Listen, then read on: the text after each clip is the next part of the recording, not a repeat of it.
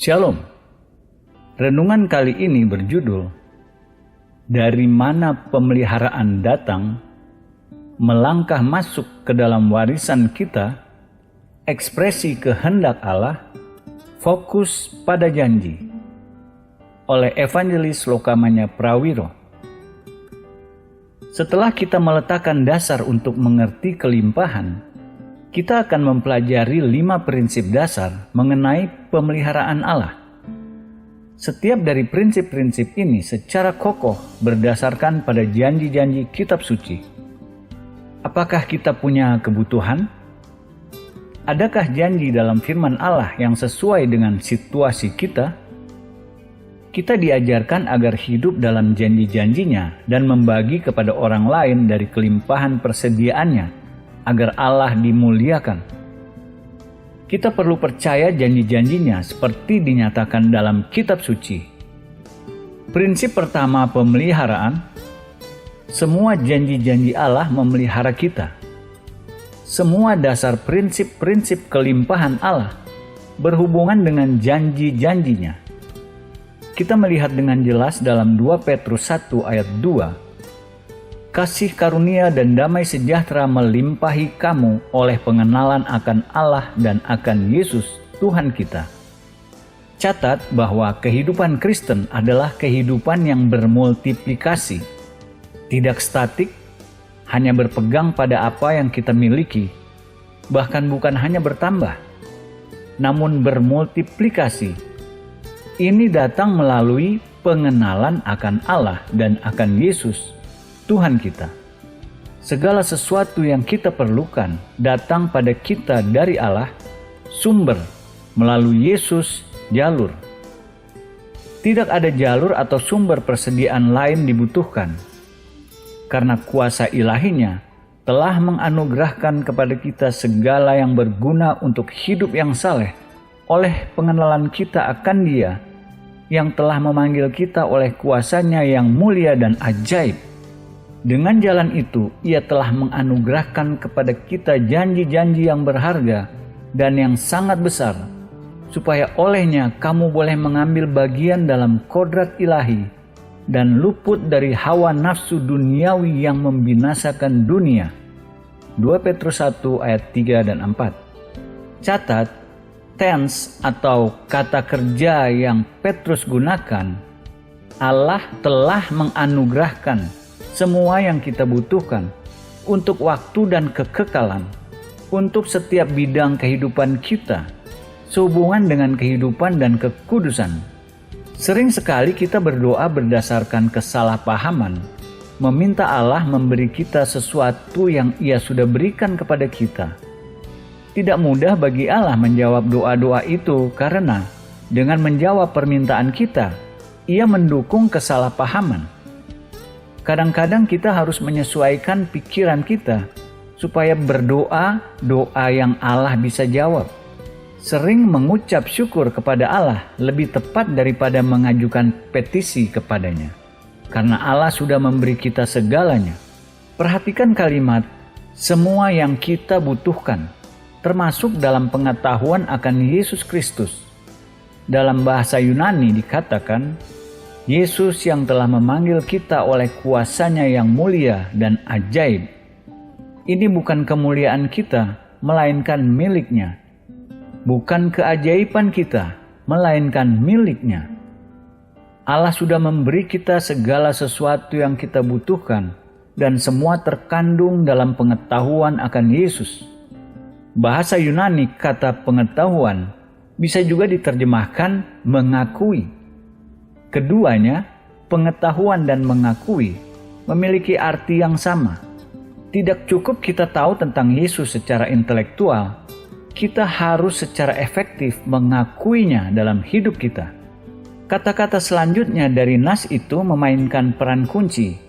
Dengan jalan itu, Ia telah menganugerahkan kepada kita janji-janji yang berharga dan yang sangat besar.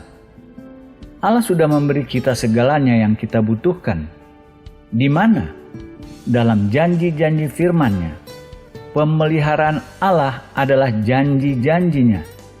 Ini kebenaran vital yang kita harus pegang. Katakan pernyataan ini berulang-ulang pada diri kita sampai menjadi bagian dari pikiran kita. Semua janji-janji Allah memelihara kita. Jika kita tidak tahu janji-janji kitab suci, jika kita tidak berhubungan dengan janji-janji, maka kita tidak menerima pemeliharaan. Bukan karena Allah belum menyediakan pemeliharaan, melainkan kita belum menemukan atau tidak bersedia menyerahkan diri kita padanya. Kita sampai pada pernyataan yang mendebarkan hati dalam 2 Petrus 1 ayat 4, supaya olehnya kamu boleh mengambil bagian dalam kodrat ilahi. Kita mungkin berpikir, apakah pikiran manusia bisa mengerti dan menyerap bahasa itu? Ini berarti kita memiliki bagian dalam kodrat ilahi. Jika kita tidak membacanya dalam Alkitab, kita tidak akan yakin kita bisa menerimanya. Namun ini jelas tertulis dalam Alkitab. Melalui janji-janji Allah, kita sebagai orang percaya ditebus dengan darah Yesus, datang kepada Allah Bapa melalui Yesus Kristus, Anak, memiliki bagian dalam kodrat ilahi. Kita menerima secara alami kodrat Allah di dalam diri kita. Kita mungkin berpikir bahwa itu pernyataan berisiko, dan betul. Namun kitab suci mendukungnya. Ketika Yesus ditantang mengenai klaimnya sebagai anak Allah, ia mengutip satu dari Mazmur yang mengatakan, "Jikalau mereka kepada siapa firman itu disampaikan disebut Allah, sedang kitab suci tidak dapat dibatalkan." Yohanes 10 ayat 35. Kutipan ini diambil dari Mazmur 82 ayat 6 yang mengatakan, "Aku sendiri telah berfirman, kamu adalah Allah, dan anak-anak yang maha tinggi kamu sekalian." Allah dengan nyata berbicara pada manusia dan berkata, "Kamu adalah Allah." Kita mungkin sulit menerima, tetapi Yesus memberi kita komentar ilahi. Bagaimana bisa manusia menjadi Allah? Apa dasarnya? Firman Allah yang datang pada mereka, jikalau mereka kepada siapa firman itu disampaikan, disebut Allah, sedang kitab suci tidak dapat dibatalkan. Prinsip yang sama berlaku bagi kita. Karena firman Allah datang kepada kita melalui janji-janji Allah, kita bisa mengambil bagian dalam kodrat ilahi Allah. Kita bisa menjadi ilahi. Kita menyadari tentunya pernyataan itu bisa disalahgunakan. Namun kita percaya dengan cara kita mempresentasikannya merupakan analisa akurat dari apa yang kitab suci ajarkan. Pernyataan selanjutnya juga menebarkan hati, namun merupakan konsekuensi yang sangat logikal. Bagian terakhir dari pewahyuan dalam 2 Petrus 1 ayat 4, luput dari hawa nafsu duniawi yang membinasakan dunia. Kita mengambil bagian dalam kodrat ilahi, kita luput dari hawa nafsu duniawi disebabkan oleh keinginan-keinginan jahat spiritual, moral, bahkan hawa nafsu fisikal. Ini karena kodrat ilahi dan hawa nafsu bertentangan. Kodrat ilahi tidak korup. Segala sesuatu di dunia fana. Sementara kita menerima janji-janji Allah, kodrat Allah diimpartasi kepada kita, dan sementara kita menerima kodrat Allah, kita dibebaskan dari hawa nafsu dunia yang fana. Semua ini datang melalui janji-janji besar dan berharga firman Allah. Kita simpulkan inti dari apa yang Petrus katakan pada kita dalam 2 Petrus 1 ayat 3 dan 4 dalam 5 pernyataan. Pertama, kuasa ilahi Allah sudah memberi kita segala sesuatu yang kita butuhkan untuk waktu dan kekekalan. Kedua, semua pemeliharaan Allah terkandung dalam mengetahui dan mengakui Yesus dengan benar. Ketiga, semua pemeliharaan Allah ada dalam janji-janjinya. Keempat, sementara kita mengalami janji-janjinya, kita mengambil bagian dalam kodrat ilahi Allah. Kelima, sementara kita mengambil bagian dalam kodrat ilahi Allah, kita dibebaskan dari dunia korup yang fana. Kita perlu mengambil waktu untuk bermeditasi pada pengajaran ini. Pewahyuan tidak bisa diperoleh dengan membaca hanya beberapa kali. Perlu memberi seluruh pikiran kita sampai menjadikannya bagian dari kita. Ada paralel sangat sederhana antara Perjanjian Lama dan Perjanjian Baru. Dalam Perjanjian Lama, di bawah seorang pemimpin bernama Yosua, Allah membawa umatnya masuk tanah perjanjian. Dalam Perjanjian Baru, di bawah seorang pemimpin bernama Yesus, dalam Ibrani sama artinya dengan Yosua, Allah membawa umatnya masuk tanah janji-janji. Perjanjian Lama, tanah perjanjian. Perjanjian Baru, tanah janji-janji. Ini membawa kita pada prinsip selanjutnya mengenai kelimpahan Allah. Prinsip kedua, pemeliharaan. Semua janji-janji Allah adalah warisan kita. Warisan kita adalah apa yang Allah bawa kepada kita. Namun meski Ia sudah memberinya pada kita, kita masih harus meletakkan klaim padanya. Sebagai contoh, adalah sejarah bangsa Israel masuk ke dalam warisan mereka, tanah Kanaan. Musa membawa Israel keluar dari Mesir ke padang belantara. Namun Musa tidak bisa membawa mereka ke dalam tanah perjanjian. Allah mengangkat pemimpin lain, Yosua, dan menugaskannya setelah kematian Musa membawa Israel ke dalam tanah perjanjian. Mari kita lihat sejenak dalam kitab suci dan melihat syarat-syarat dasar Allah memberi pada Yosua. Pertama, Allah berkata, "Hambaku Musa telah mati." Yosua 1 ayat 2. Ini sangat signifikan. Sebelum kita bisa datang ke dalam sesuatu yang baru, harus selalu ada kematian dari sesuatu yang lama. Kehidupan spiritual dalam arti tertentu seperti musim-musim sepanjang tahun. Ini prinsip yang berlangsung melalui kehidupan kita. Allah hanya memberkati yang sudah mati dan dibangkitkan. Transisi dari Musa ke Yosua merepresentasi sesuatu yang dari waktu ke waktu berulang dalam kehidupan setiap orang percaya. Hambaku Musa telah mati, sebab itu bersiaplah sekarang, seberangilah sungai Yordan ini. Engkau dan seluruh bangsa ini menuju negeri yang akan kuberikan kepada mereka, kepada orang Israel itu. Setiap tempat yang akan diinjak oleh telapak kakimu kuberikan kepada kamu, seperti yang telah kujanjikan kepada Musa. Yosua 1 ayat 2 dan 3. Penting untuk diperhatikan tense atau kata kerja di sini. Dalam ayat pertama Allah berkata, negeri yang akan kuberikan kepada orang Israel. Dalam ayat berikutnya ia berkata, kuberikan kepada kamu sudah terjadi di masa lalu, in the past. Penting untuk dilihat bahwa begitu Allah memberi tanah, tanah sudah diberikan. Tidak ada yang berubah secara fisikal, masih dalam posisi yang sama. Kepemilikan tanah yang kelihatan belum berubah sedikit pun. Namun karena Allah Maha Kuasa berkata, kuberikan kepada kamu tanah. Sejak saat itu dan selanjutnya, secara legal tanah menjadi milik mereka. Sudah diberikan kepada mereka.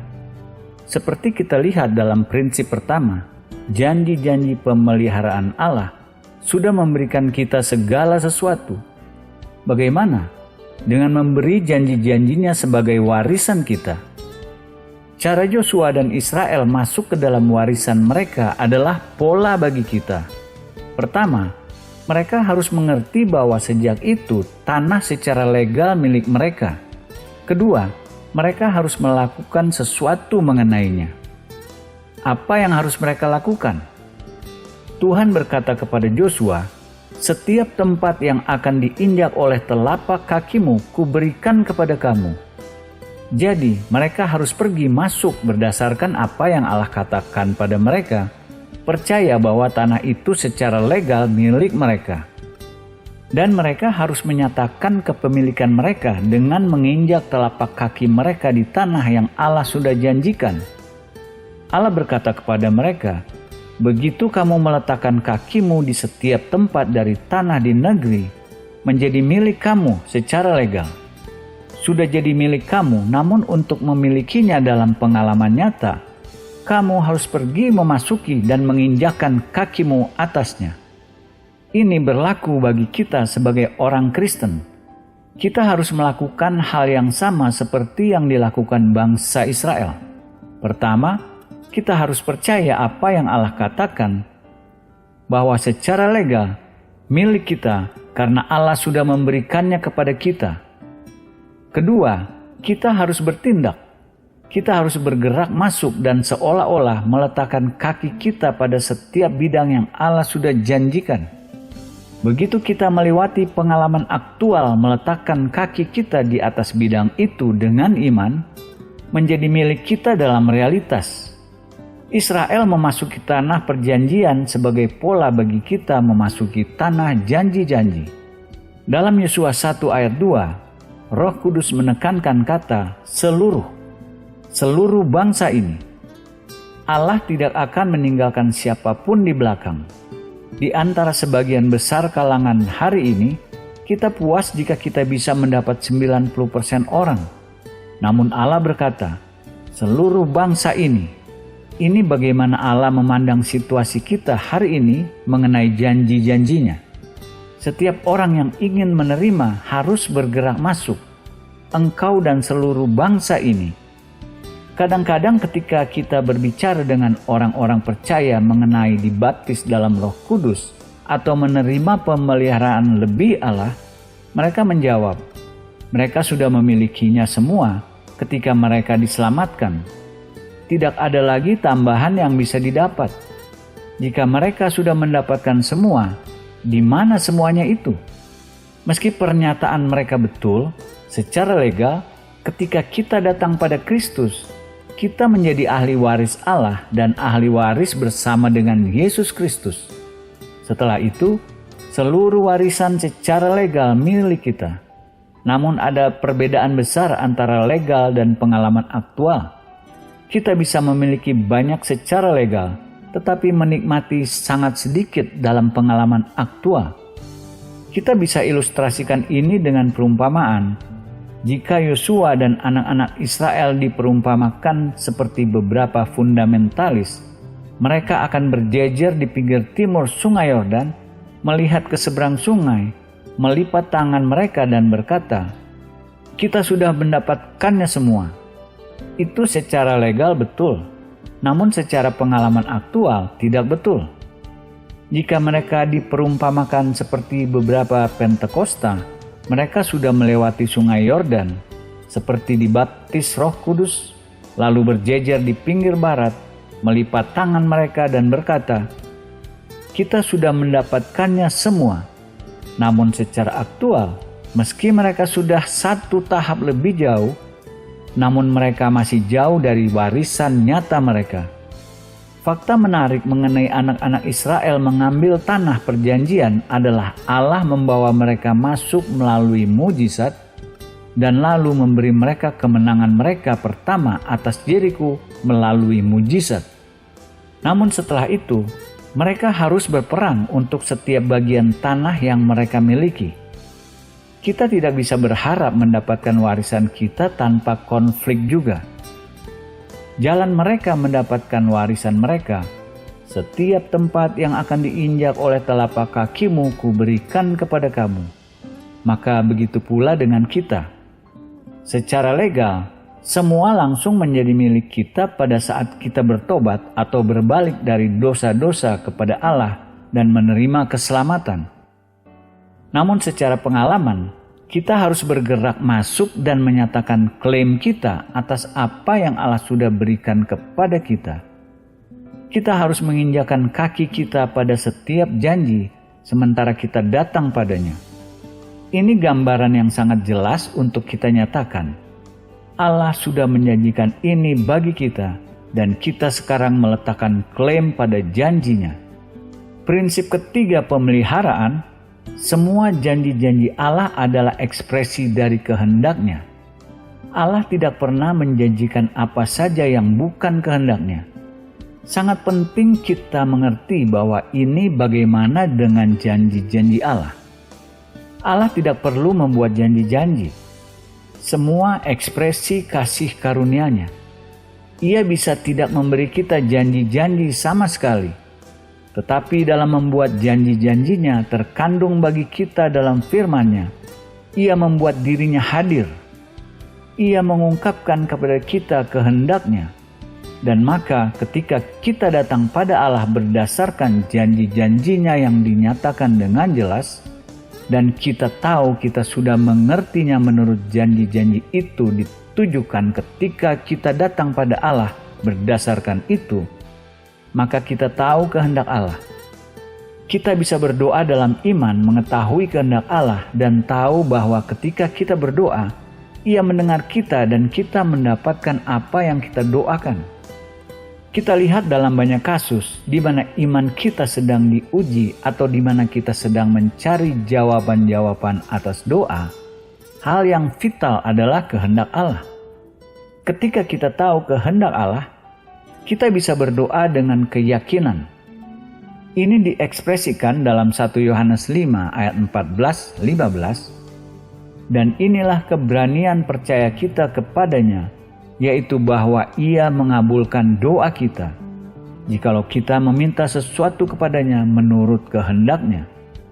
Dan jikalau kita tahu bahwa Ia mengabulkan apa saja yang kita minta, maka kita juga tahu bahwa kita telah memperoleh segala sesuatu yang telah kita minta kepadanya.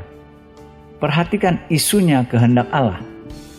Jika kita tahu bahwa kita berdoa sesuai kehendak-Nya, maka kita tahu bahwa Ia mendengar kita.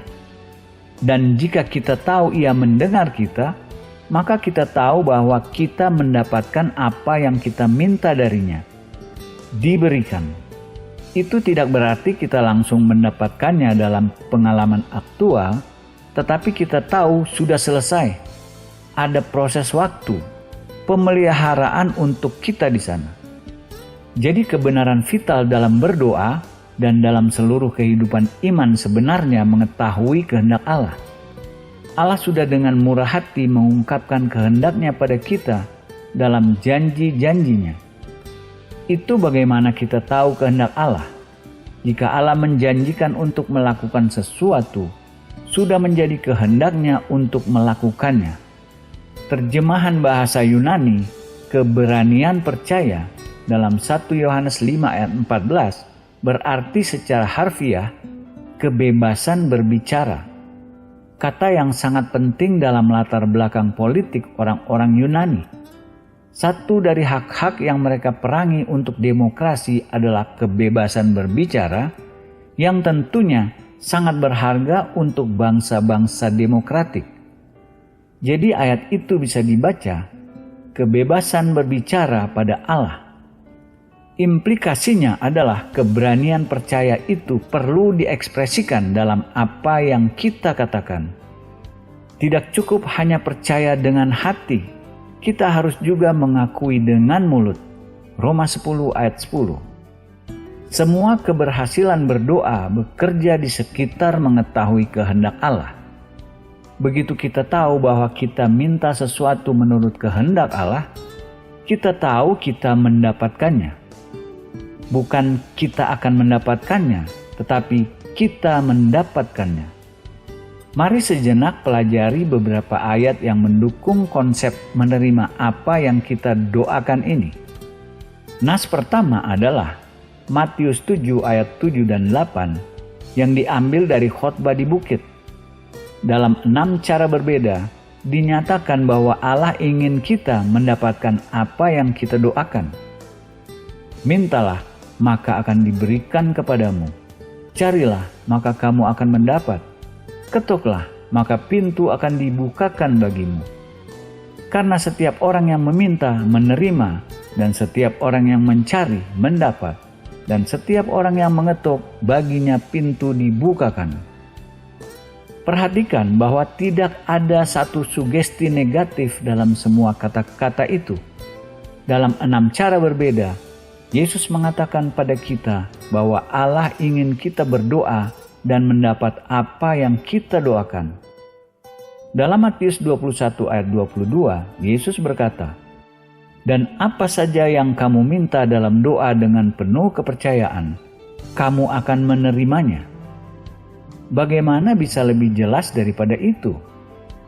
Apa saja yang kamu minta, kamu akan menerimanya. Dalam Yohanes 14 ayat 13 dan 14, Yesus berkata, "Dan apa juga yang kamu minta dalam namaku, Aku akan melakukannya supaya Bapa dipermuliakan di dalam Anak. Jika kamu meminta sesuatu kepadaku dalam namaku, Aku akan melakukannya." Apa yang bisa lebih empatik daripada pernyataan itu? Jika kita meminta apa juga dalam namanya, Ia akan melakukannya. Dalam Yohanes 16 ayat 24 dikatakan, "Sampai sekarang, kamu belum meminta sesuatu pun dalam namaku. Mintalah, maka kamu akan menerima, supaya penuhlah sukacitamu." Yesus menantang kita untuk minta dan untuk menerima jawaban supaya sukacita kita penuh. Pengalaman meyakinkan kita bahwa tidak ada yang memberi sukacita penuh lebih indah daripada tahu bahwa Allah Maha Kuasa menjawab doa-doa kita. Apa yang lebih indah daripada tahu pencipta alam semesta, satu yang memiliki kuasa penuh perhatian pada doa kita dan senang melakukan apa yang kita minta? Ketika kita mendapatkan itu dalam pengalaman berdoa dan menerima jawaban spesifik atas doa kita, sukacita kita penuh. Itu kenapa Yesus berkata, supaya memiliki sukacita penuh, minta dan kita akan menerima. Tentu ada prinsip-prinsip dasar dan syarat-syarat agar secara reguler menerima jawaban doa-doa kita. Namun, camkan ini di pikiran fakta dasar besar yang kita nyatakan ini. Allah ingin kita berdoa dan mendapatkan apa yang kita doakan. Jangan biarkan syarat-syarat menjadi pagar yang memisahkan kita dari berdoa. Sudah pasti, kita harus mematuhi syarat-syaratnya. Namun kesadaran dasar yang kita perlukan adalah bahwa Allah benar-benar ingin kita berdoa dan Ia benar-benar ingin kita mendapatkan apa yang kita doakan. Terakhir, kita melihat dalam Markus 11 ayat 24, Yesus berkata, "Karena itu aku berkata kepadamu, apa saja yang kamu minta dan doakan, percayalah bahwa kamu telah menerimanya, maka hal itu akan diberikan kepadamu." Menerimanya pada saat sekarang. Kerja aktual pengalaman apa yang sudah kita terima sering baru terjadi di masa depan. Namun jika kita tidak menerima sekarang, kita tidak akan menerima di masa depan. Pengajaran Markus 11 ayat 24 sepakat dengan 1 Yohanes 5 ayat 14 dan 15. Dalam setiap kasus, pelajarannya adalah kita harus menerima dengan iman pada saat kita berdoa. Setelah itu, kita harus dengan berani mengekspresikan keyakinan kita bahwa kita sudah menerima, bahkan sebelum diterima secara aktual termanifestasikan dalam pengalaman nyata kita. Ini membawa kita pada prinsip berikutnya. Ada 3 kata pendek dalam prinsip ini: semua, sekarang, dan kita. Prinsip keempat pemeliharaan, semua janji-janji Allah tersedia sekarang atau saat ini bagi kita melalui Kristus. Satu dari taktik-taktik Satan adalah membuat kita menunda ke waktu masa depan yang seharusnya kita terima sekarang. Seringkali ketika kita sedang menuju menerima berkat-berkat Allah, Satan menggunakan taktiknya. Ia tidak berkata tidak, ia berkata besok. Sebagai akibatnya, kita ragu-ragu sejenak dan gagal mendapatkan berkat-berkat yang kita doakan. Apa yang kitab suci katakan mengenai kapan waktu menerima? Sekarang, saat ini. Orang-orang sering berkata, hari ini adalah waktu menerima. Sekarang adalah hari keselamatan. 2 Korintus 6 ayat 2. Allah hidup dalam kekekalan saat ini. Ketika kita bertemu Allah, tidak pernah kemarin atau tidak pernah besok.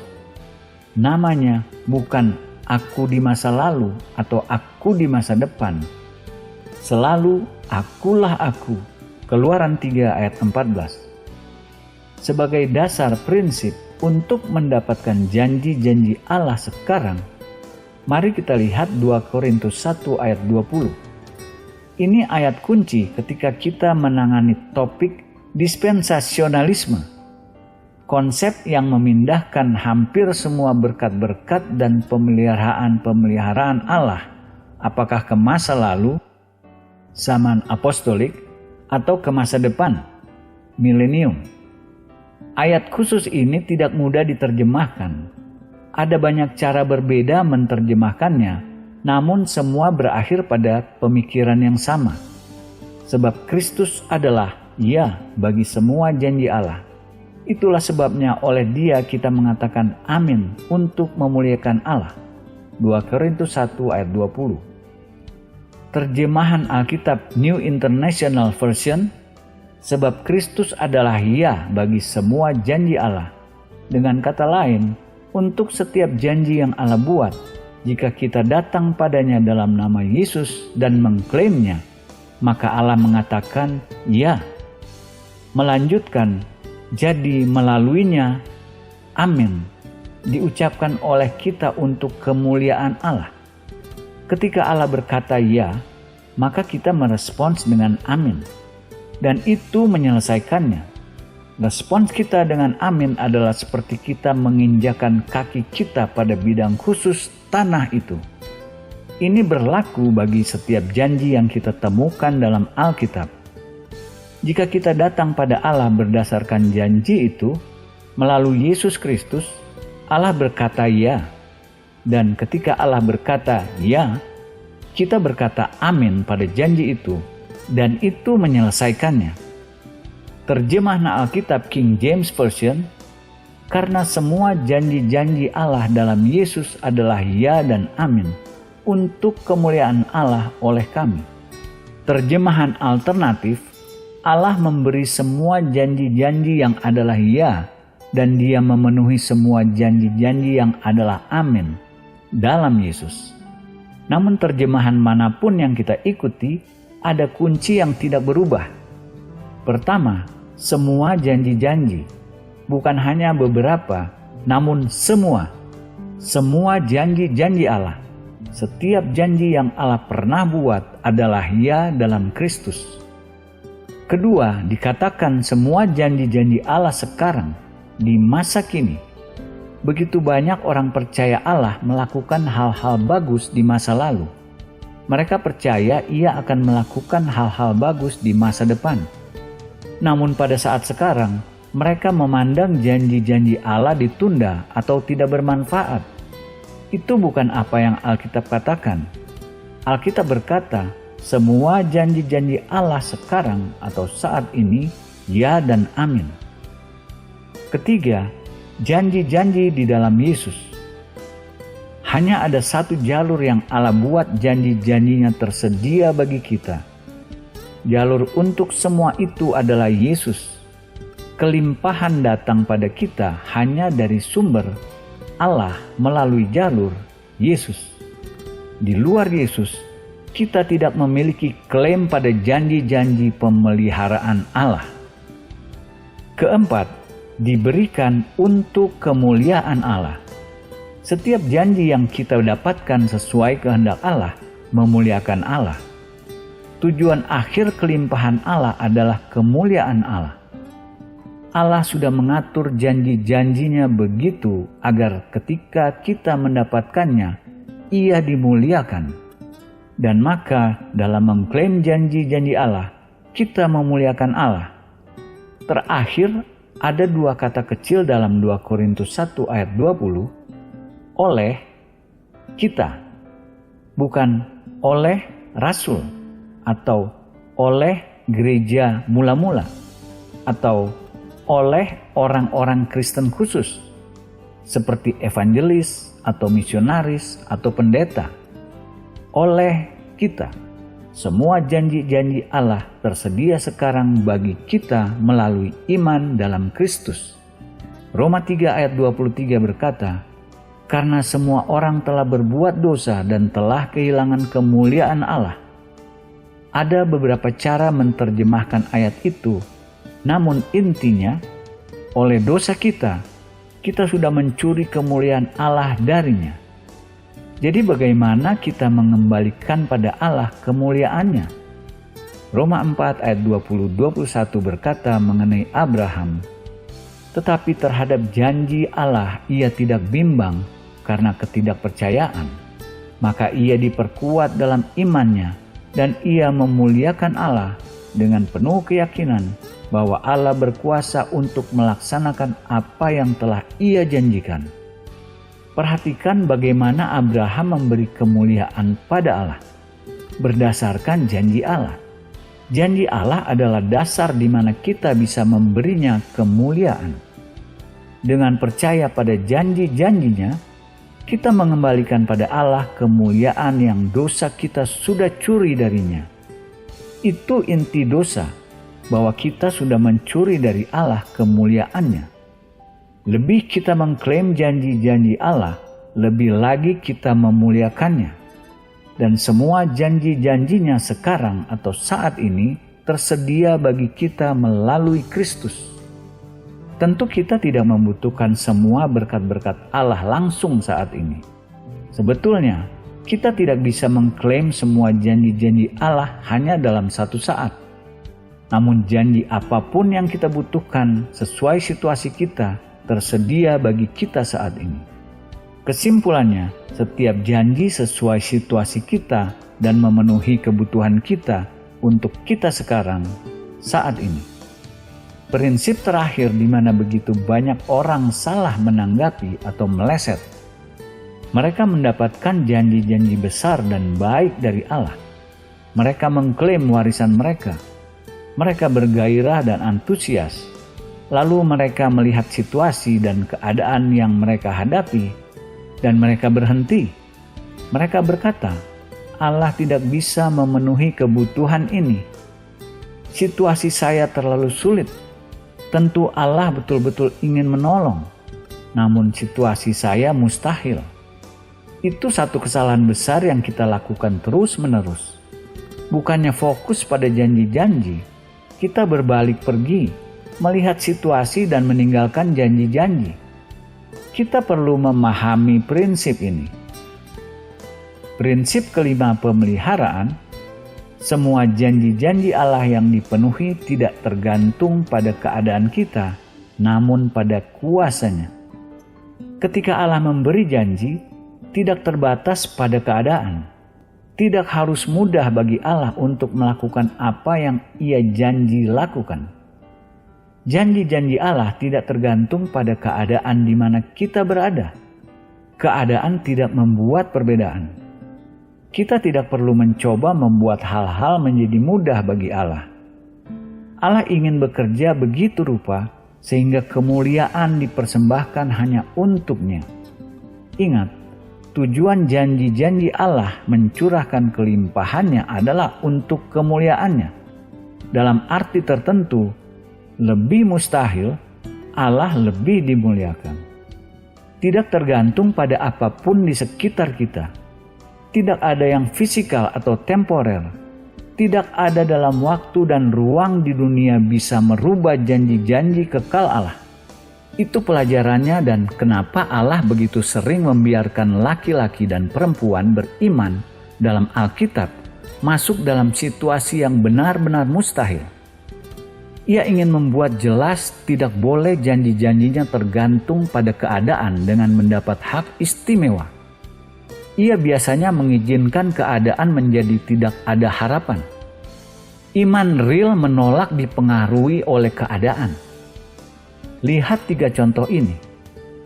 Ketika Elia ingin api turun dari surga untuk membakar korban di atas mezbahnya, ia mencelupkan korban dalam air 3 kali. Ia membiarkan air mengalir dan memenuhi selokan. Lalu ia berkata, "Sekarang mari kita lihat apa yang Allah bisa lakukan." Dan ketika api datang, membakar air, membakar debu, membakar kayu dan membakar korban, api Allah tidak mengalami masalah dengan selokan penuh air dibanding kayu kering. Basah atau kering, sulit atau mudah, mungkin atau mustahil, tidak ada bedanya dengan Allah. 1 Raja-Raja 18 ayat 20-40. Ketika Israel melewati Yordan menuju tanah perjanjian, ini pola untuk kita. Sungai Yordan sedang banjir, di titik tertinggi, mengalir paling deras sepanjang tahun. Allah tidak menginginkannya lebih mudah.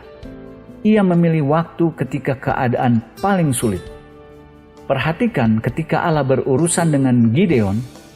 Gideon mulai dengan 32.000 orang untuk berperang melawan bangsa Midian. Allah berkata, "Engkau memiliki terlalu banyak orang. Biarlah sebagian pergi. Jika mereka takut, biarlah mereka pulang. Karena jika engkau menang pertempuran dengan 32.000 orang, mereka akan berkata, Israel melakukannya dengan kekuatan mereka sendiri." Jadi Gideon melepaskan mereka yang takut dan membiarkan mereka pulang. Kelompok pertama yang pergi 10.000 meninggalkan sisa 22.000 orang. Allah berkata, "Masih terlalu banyak. Bawa mereka ke anak sungai dan biarkan mereka minum air. Maka aku akan menyaring mereka bagimu di sana. Barang siapa yang menghirup air dengan membawa tangannya ke mulutnya, yang engkau pilih." Hanya 300 orang memenuhi syarat. Dari 32.000, Allah memangkas jumlah tentara menjadi 300 orang karena ia ingin kemuliaan untuk dirinya. Ia ingin mengecualikan kemungkinan Israel melakukannya tanpa Allah. Ada 2 ayat kitab suci yang sangat real dalam konteks ini. Jawabnya, apabila kamu masuk ke dalam kota, kamu akan bertemu dengan seseorang yang membawa kendi berisi air. Ikutlah dia ke dalam rumah yang dimasukinya, dan katakanlah kepada tuan rumah itu, "Guru bertanya kepadamu, di manakah ruangan tempat aku bersama-sama dengan murid-muridku akan makan Paskah?" Lalu orang itu akan menunjukkan kepadamu sebuah ruangan atas yang besar yang sudah lengkap. Disitulah kamu harus mempersiapkannya. Lukas 22 ayat 10-12. Ini tipikal Tuhan berurusan sementara kita mengikuti pengarahannya. Ketika kita sampai pada tempat yang Ia pimpin, segala sesuatu sudah dipersiapkan. Kita mungkin bertanya bagaimana murid-murid bisa mengetahui orang yang membawa kendi berisi air. Yesus berkata, "Ia laki-laki." Di Timur Tengah sangat umum melihat perempuan membawa kendi air, namun jarang melihat laki-laki melakukan ini.